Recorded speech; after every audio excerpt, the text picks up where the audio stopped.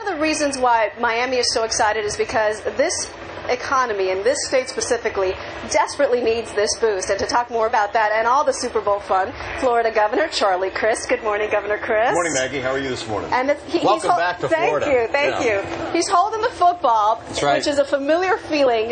Didn't you used to be a quarterback at Wake Forest? I was. Before I transferred to Florida State, I played at Wake Forest, the Demon Deacons. Great school, great academics. We weren't so good at football when I was there. So Peyton Manning, Drew Brees, Charlie Crist, it's definitely one of the other two. No, I would not claim that company. They are far superior than I could ever dream to be. But it's great to have them in Florida, and it's great to have the Super Bowl here. Thank you to CBS for broadcasting. Almost $500 million of economic impact to the Sunshine State. Thousands of jobs will be generated from this, and we're just delighted to have you here. This state, your state, has hosted 3 of the last 4 Super Bowls. I mean, if we look at the weather, the reason is kind of obvious, but why Florida, you think? Well, why not? I mean, it's the prettiest place on the planet, the best people in the world. We are always really ready to help people, to welcome people. We're very hospitable, great restaurants, great weather. It's you couldn't find a better place to do this. I want to hear you be political with this answer. What's your prediction for the game? Well, I wish it were the Buccaneers, the Jaguars, or the Dolphins. Oh, but, there he goes. No, I just hope for a good game, seriously. I know that with Peyton Manning in the game, he's such a great person. The great story about the Saints and what's happened to that city. You know, a lot of sentimentality that way. And I just think it'll be a great game and a great night for America and the world.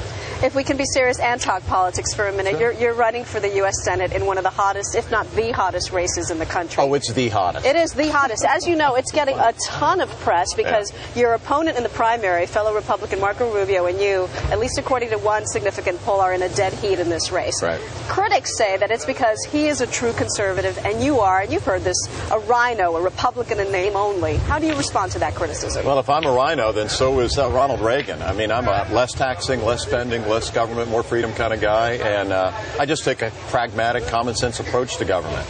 And if that's not what the people want, they'll let me know. But I'm confident that it is. I really am. And, you know, we do things a little differently here in Florida. We actually work together to get things done for the people. And I think that's exactly what the American people want.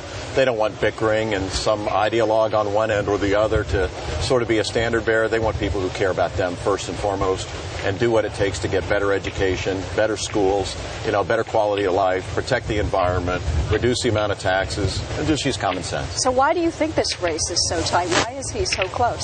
Well, I think that, you know, we're, 200 days from the race? It's in August, yeah. Let's see what it is when we get to game day. All right, lastly, I'd like to ask you about Haiti because Florida has rallied behind that country in a big way. Right. Absolutely. What have you done? The proximity of Florida obviously makes it incredibly important for us to be ready to receive our neighbors to the east. And Floridians are such a wonderful people, caring people. We have a great emergency management division. As you know, we've had an awful lot of hurricanes in the past 10 years.